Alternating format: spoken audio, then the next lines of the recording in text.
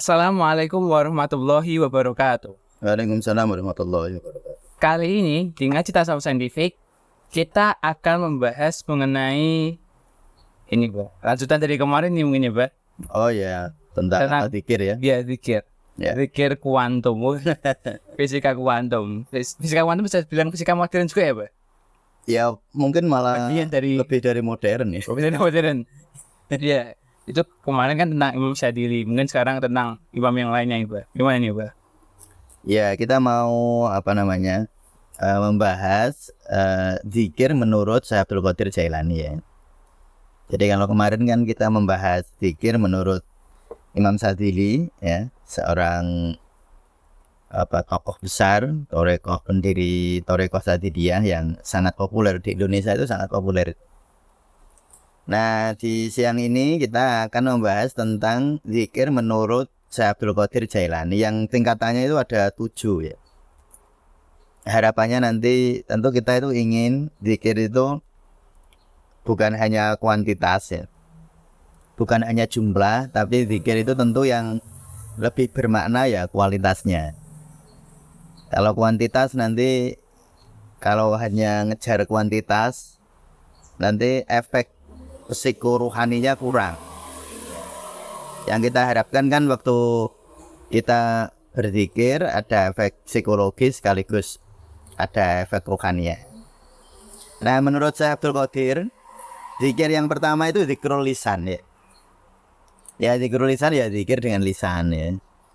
Itu sudah lumayan daripada yang enggak zikir.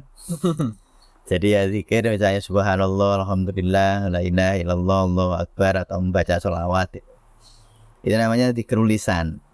Dan itu sudah harus kita syukuri. Jadi kalau Mas Jawair misalnya bisa zikir tapi saya kok zikir itu baru zikir lisan sih gitu. Itu perasaan seperti itu jangan jangan ditolak. Maksudnya Mas Jawair kan memang misalnya baru bisa zikir lisan, ya kita syukuri, alhamdulillah saya bisa zikir walaupun baru dengan lisan. Tapi nanti setelah itu ya disyukuri, karena kan rumusnya la in syakartum la azidannakum. Kalau Mas Jawair bersyukur baru bisa zikir lisan, nanti kan bisa meningkat, ditolong Allah. Karena penghayatan semacam ini itu penting Mas Jawair. Jadi di dalam tasawuf itu pelampauan ego, pelampauan diri itu menjadi kata kuncinya.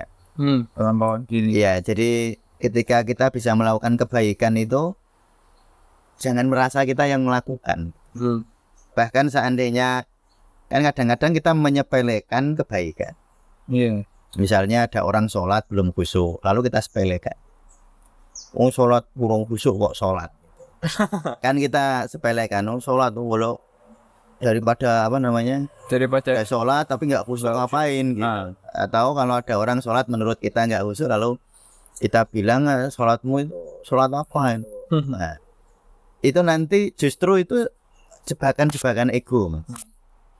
Lah memang kalau bisanya masih segitu ya malah justru kita sebaiknya kita syukuri ya, memang kita masih dalam situasi yang baru sholatnya misalnya kita nganggap nggak khusyuk, tapi tetap kita syukuri, karena memang kita itu nggak bisa khusyuk kalau nggak ditolong Allah. Jadi ketika kita mensyukuri sebuah situasi, misalnya oh saya baru bisa zikir lisan, ya tetap kita syukuri. Nanti la in syakartum la azidannakum. Berarti kan ditolong Allah kita untuk bergerak lebih dekat dengan Allah. Wong kita itu kan doa wajib, itu kan doa minta hidayah ya. Ihdinas siratal mustaqim itu kan doa wajib. Kalau Mas Jawair sehari semalam kan doa seperti itu kan 17 kali kan. Iya. Ihdinas siratal mustaqim. Kan kalau waktu sholat baca Fatihah kan ada ayat semacam itu, memang doa yang wajib, yang karena apa ya, karena manusia itu ya nggak bisa melakukan kebaikan tanpa digandeng Allah, tanpa ditolong Allah. Jadi walaupun zikirnya masih zikir lisan, jangan sepelekan. Daripada zikir lisan rasa zikir ya, jangan begitu. Emang nanti kan ditolong Allah. Asal kita menyadari bahwa oh iya saya baru bisa zikir lisan. Lalu zikir di atas zikir lisan itu zikrun nafasi. Zikrun nafas, yaitu zikir dengan nafasnya. Zikir dengan nafasnya. Maka saya kan kemarin juga sudah saya singgung, ada makalah yang sangat memang itu favorit saya itu, makalahnya apa, Abdul ibadah Abdul anfas ma'allah. Jadi sebaik-baiknya ibadah itu menyadari nafas, menghitung nafas ma'allah, bersama Allah. Artinya mengingat Allah di dalam hembusan dan nafas kita. Jadi walaupun kita ini belum tahu artinya, ya mungkin zikir itu ada lafaz zikir yang populer yang kita tahu artinya, misalnya la ilaha illallah, ya kan, kita tahu artinya. Tapi ada zikir misalnya la haula wala quwata illa billah, mungkin ada beberapa orang yang belum sempat tahu artinya, ya. Nah itu, tetapi walaupun nggak tahu artinya, kita istiqomahkan, ya kita istiqomahkan walaupun kita belum maknanya itu belum tahu. Kita istiqomahkan dengan tadi setiap hembusan dan tarikan nafas kita itu adalah hembusan tarikan nafas sambil mengucap zikir. Yaitu kalau sudah begitu ya disyukuri lagi, ya. Disyukuri lagi. Jadi memang jebakan-jebakan di dalam perjalanan ruhaniyah itu ya Mas Jawa ya. Jebakan-jebakannya itu jebakan-jebakan ego. Kadang-kadang kita jebakannya itu satu, takabur, jadi sombong gitu. Jebakan yang kedua, kita merasa hina. Nah, merasa hina itu di satu sisi mungkin ada baiknya, tapi kalau terjebak dalam dosis berlebihan, jadi putus asa. Aku wis dulu sampai sekarang udah zikir cuma ngono-ngono tok, nggak bisa naik level misalnya. Ya wis ora usah lah, itu kan jebakan. Jadi merasa nggak bisa itu ya baik, tapi kalau berlebihan ya. Nah, jadi itu ya. Jadi itu namanya zikrun nafasi. Jadi kita berzikir dengan hembusan dalam tarikan nafas kita. Makanya kemarin saya sebut, tapi harus selalu dimaknani begini ya. Dia hembusan nafasmu tenggelam di dalam tarikan nafasmu. Tarikan nafasmu tenggelam di dalam hembusan nafasmu. Kan kalau Mas Jawair nafas, lalu kayak ombak ya, ombak datang lalu tenggelam kan balik itu.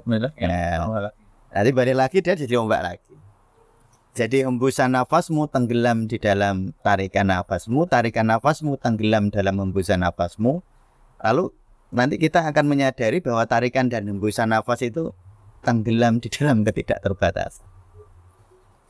Nah itu nanti lalu kita masuk di dalam zikrul qalbi, ya, zikir hati. Nah ini jadi ya lisan ya sudah ya diucapkan, misalnya subhanallah ya diucapkan. Lalu diistiqomahkan semakin sering dan bahkan waktu berzikir sambil dihayati bersama tarikan hembusan nafas ya, zikur nafasi. Lalu yang ketiga zikrul qalbi, yaitu memaknainya. Jadi qalbi itu bukan hanya intelektual loh Mas ya. Jadi kan ada memaknainya, itu tahu maknanya. Ya itu termasuk memang, tetapi itu hanya satu dimensi ya. Ada dimensi lain, bukan hanya sekedar tahu, tetapi menghayati. Hayat itu artinya apa? Hayat itu kan hidup. Jadi zikir itu hidup di dalam diri kita. Gitu loh. Menghayati itu maknanya kan begitu. Atau zikir kita sampai ke level darah daging, mendarah daging, mempengaruhi darah daging. Nah, makanya sering disebut kalau orang zikir wajilat qulubuhum. Lalu jantungnya. Jadi mempengaruhi jantung, dan kadang-kadang sampai membuat kulit itu merinding. Ya, merinding. Berarti zikirnya sudah sampai darah daging, mempengaruhi tubuh. Kalau hanya tahu, jadi bedanya tahu sama menghayati itu beda. Kalau yang disebut zikir qalbi ini menghayati. Kalau hanya tahu ya tahu aja, misalnya la ilaha illallah artinya apa? Nah, terus misalnya nanya AI, tidak ada Tuhan selain Allah ya, sudah gitu, titik gitu, tapi nggak ada efek biologisnya. Harus ada efek biologis. Artinya efek biologis itu mengubah pola-pola fisiologis dalam tubuh kita. Misalnya mengubah denyut jantung, mengubah nadi. Maka salah satu cara ini ya, kita itu berzikir itu apakah zikir saya ini kira-kira hasilnya secara fisiologis ya, secara fisiologis di tubuh saya sudah berpengaruh belum, itu ngitung nadi. Ya Mas Jawahir misalnya sebelum zikir dihitung nadinya berapa kali per menit ya. Kalau nadinya misalnya 80 kali per menit, lalu waktu zikir harusnya turun tuh nadinya. Kalau turun berarti saraf parasimpatis namanya. Itu berarti terjadi kedamaian, lebih damai. Berarti sudah mempengaruhi tubuh. Nah, itu zikrul qalbi. Itu masih belum sampai ke dunia kuantum, Mas. Jadi kalau zikrul lisan itu masih dunia Newtonian ya.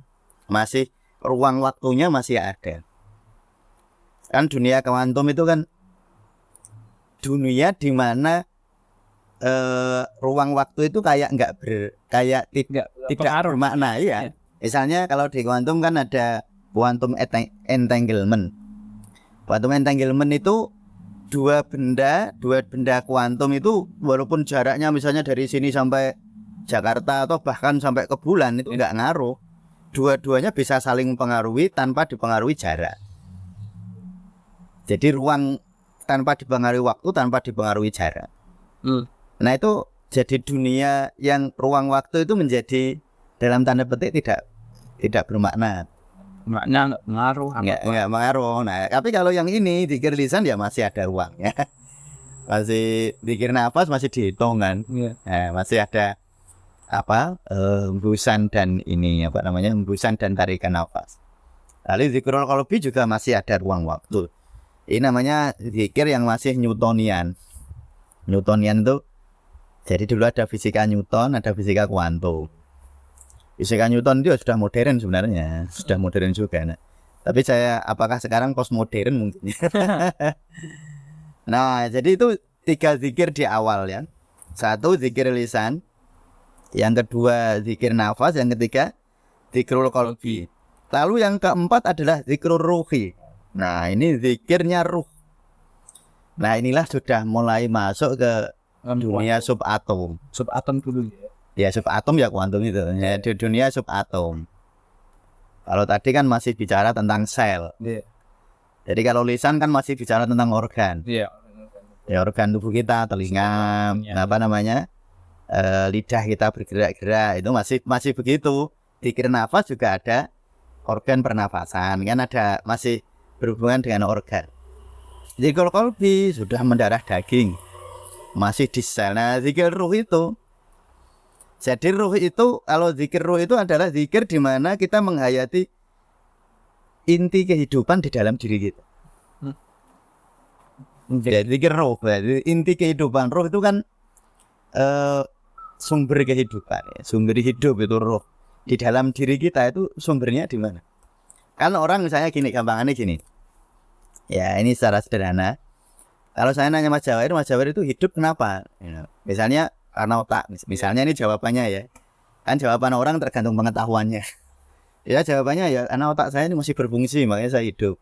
Makanya kan ada wong mati itu, orang meninggal itu ada meninggal batang otak. Jadi orang kalau masih meninggal tapi batang otaknya masih berfungsi belum meninggal. Jadi ada meninggal batang otak, nanti dilihat ininya pupilnya itu. Kalau pupilnya nggak bisa melebar, mengecil, itu namanya belum mati batang otak. Tapi kalau pupilnya sudah nggak bisa bergerak, namanya mati batang otak. Makanya kalau orang ditanya apa itu kamu kok hidup, karena otaknya masih hidup. Nah kenapa otak kok masih hidup gitu? Ya karena ada energi yang menggerakkan lah. Apa itu? Nah itu namanya inti kan. Atau kita jawabnya gini, kenapa kamu hidup? Karena jantung saya berdetak. Dia berdetak. Ini yang paling sering ini ya. Makanya ya emang sering ini. Ini karena jantung saya berdetak nih. Lalu ditanya lagi, kenapa jantung bisa berdetak? Karena ada listriknya. Misalnya ini jawabannya yang kita ya jawabnya tergantung pengetahuan orang. Ya kenapa di jantung bisa ada listriknya? Oh karena ada pacemaker berjalan. Ditanya lagi kan lah, mengapa pacemaker itu kok ada Detak. kok ada listriknya? Kok bisa menimbulkan listrik? Ya apa ya? Nah itu namanya ruh. Nah orang berzikir di zikir ruh itu sambil menghayati inti kehidupannya, mengakses inti kehidupan di dalam dirinya. Namanya zikir ruh. Nah ini kalau sudah begitu dunia yang mbuh ya, bahasa Jawa, bahasa Indonesia nyambung loh. Bahasa yang entahlah. Enggak tahu lah. Ya, dunia yang entahlah. Tapi ada itu dunia itu. Itu namanya zikir ruhi. Kalau lisan ini kalau apa nafas ya ini tadi dengan nafas, kalau di seluruh tubuh ya. Kalau zikir ruhi itu zikir yang menghayati inti kehidupan di dalam dirinya. Nah, ini masih ada di sini, masih di ruang, tapi objeknya atau ruh itu yang kita nggak mengerti. Nah, kalau di Sufi Healing yang kita belajar itu yang di 200 jam, nanti ada ruh memadat menjadi chi memadat menjadi saraf memadat menjadi darah memadat menjadi daging memadat jadi tulang kan itu. Nah kita ini sudah melampaui chi itu. Kalau chi kan masih ada alurnya mas. Iya mas. Ya kalau belajar kan chi jantung, chi usus besar masih ada jalurnya. Nah ini ruh itu nggone neng dia nggak tahu, tapi ada. Namanya zikir ruhi. Ini zikir yang, nah sudah zikir seperti ini sudah zikir yang selaras dengan pemahaman kuantum tadi, yang dimana ruang waktu itu sudah tidak bermakna. Kalau biasanya kalau di dunia Newtonian, kalau saya mau mempengaruhi ibu saya yang di Rembang, saya nelpon dulu. Iya. Nelpon bu, ya misalnya bu, saya mau pulang ke Rembang masak ya. Misalnya gitu. Nah ibu saya kan beberapa menit kemudian ada jeda kan antara geraknya ibu karena saya pengaruhi. Artinya saya minta di sini lalu ibu bergerak, ada ininya, ada jeda waktunya. Tapi kalau di dunia kuantum nggak ada jeda waktu. Jarak nggak bermakna, waktu nggak bermakna. Nah itu zikir ruhi. Nah itu kita zikir di mana kita mengakses sesuatu yang melampaui ruang waktu. Tetapi masih ya itu ini memang trikinya atau sulitnya menjelaskan ya, karena menjelaskan kayak begitu kan dengan kata-kata itu kadang-kadang Terbatas sekali. ya terbatas kata-kata yang kita punya. Nah dan ternyata nanti menurut saya Abdul Qadir Jailani, ketika seseorang berada di zikir ruh lalu dia masuk ke dalam, dia harus lebih dalam lagi ternyata. Ternyata itu bukan berhenti di situ. Baru yang keempat ternyata. Padahal 7. Lalu zikir selanjutnya adalah zikir sirri. Nah, zikir sirri itu zikir dengan penghayatan inti kehidupan di semesta. Inti kehidupan di semesta. Nah, tadi kan masih di diri. Inti kehidupan saya, inti kehidupan Mustamir, inti kehidupan Jawa. Ada, tapi kan masih ada Mustamir, ada Jawa. Inti kehidupan Mustamir. Ada ruangnya. Ya masih ada ruang walaupun Kita nggak tahu gimana nanya gitu, nggak ngerti. Nah ini ada lebih dalam lagi inti kehidupan semesta. Misalnya dulu orang nanya, misalnya inilah alam semesta itu kan dari apa itu namanya, dentuman besar. Iya. Big Bang teori ya. Nah dentuman besar. Jadi dulu itu alam semesta itu hanya satu titik. Kamu karena energinya besar sekali di dalam lalu dia meledak. Lalu mengembanglah semesta itu, ya mengembang sampai sebesar ini. Tapi kalau mau dilanjutkan pertanyaannya, ya energi yang besar itu dari mana? Tadi ada satu titik yang energinya besar. Nah, terus energinya itu dari mana? Nah, ya tetap jawabannya mbuh lagi. Ya atau jawabannya ya entahlah. Wah, nggak tahu lah. Nah, dan itulah inti kehidupan semesta. Nah, orang yang berzikir menghayati tentang sesuatu hal yang menjadi inti kehidupan dari semesta raya. Lah wong mau wae secara kita menghayati inti kehidupan kita sendiri aja sudah embuh gitu, sudah entahlah apalagi ini. Sehingga kita Mas Jawa bisa bayangin ya kalau orang bisa berzikir dengan level seperti itu betapa luar biasanya pengaruh di dalam dirinya ya. Ya pengaruh fisiknya pasti luar biasa. Pengaruh ya bahasanya bergetar. Ya pengaruh psikisnya pasti luar biasa. Pengaruh rohaninya ya luar biasa. Itu jadi apa? Zikir sirri. Lalu ada lagi zikir khafi. lebih dari itu ya. Jadi kalau tadi itu inti kehidupan dari alam semesta. Kalau zikir khafi itu menghayati zikir dengan menghayatan yang melampaui inti dari semesta tadi. Melampaui lagi. Nanti Mas Jawa kalau mau membahas kayak gini itu Mas Jawa bisa membaca martabat 7 loh Mas. Oh iya. Kan ada kalau di tasawuf kan ada martabat 7 ya.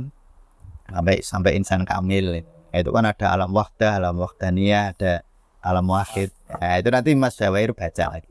Atau nanti kapan-kapan kita bisa bahas di sini. Jadi memang selaras. Sedalam itu.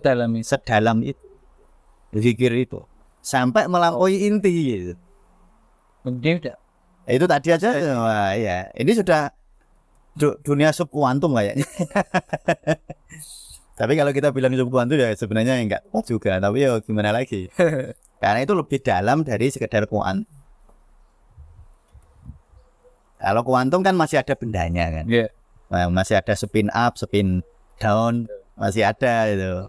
Jadi kalau di sini benda foton spin up, di sana spin down. Nah itu dunia kuantum masih ada bendanya. Tapi kalau ini sudah melampaui hal-hal kayak gitu.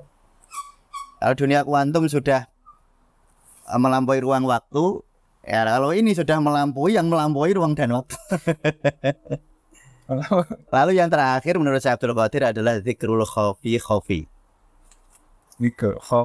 Zikrul akhfal khafi ya. Jadi khafi itu kan maksudnya rahasia. Iya. Nah, khufiyah itu kan maksudnya rahasia atau kegaiban. Lah ini gaib. Akhwal khafi ya, zikrul akhwal khafi. Zikir gaib. Yang melampaui tadi. Yang melampaui sir tadi. Yang melampaui. Ya tentu ini teori semacam ini kan teori ya, kita baca teorinya Syekh Abdul Qadir Jailani. Wong teori itu tetap teori Mas.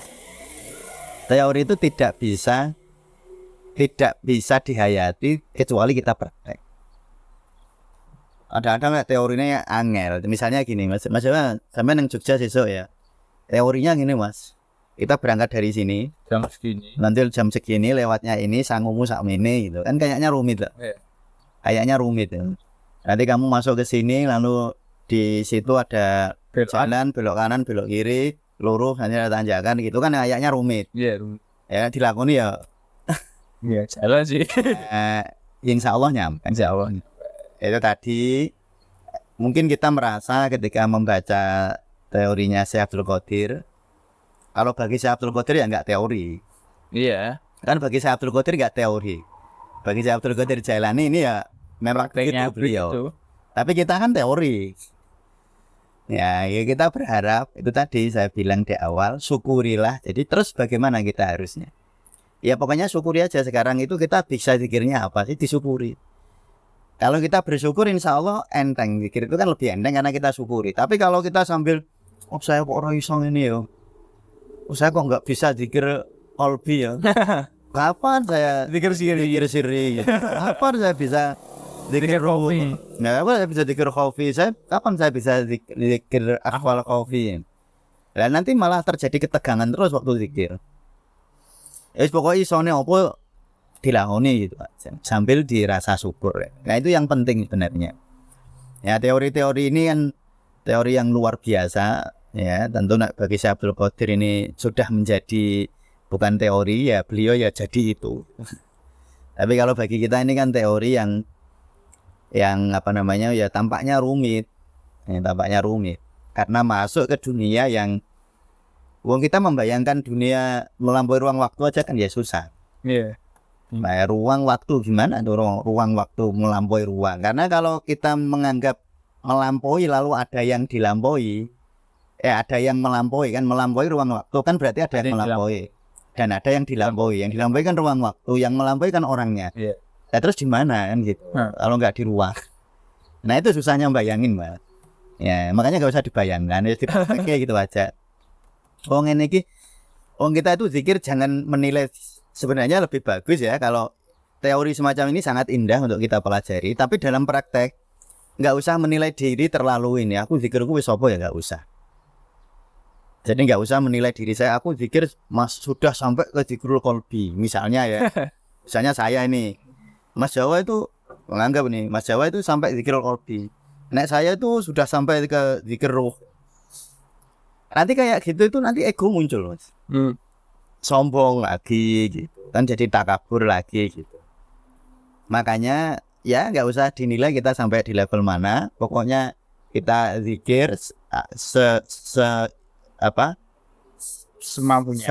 sebisanya hari ini bagaimana, lalu disyukuri lalu zikir lagi, disyukuri lalu zikir lagi. Nanti kan ya semoga khud biyadi ya Allah, ya Rasulullah, gandenglah tanganku untuk hadir ke dalam hadirat.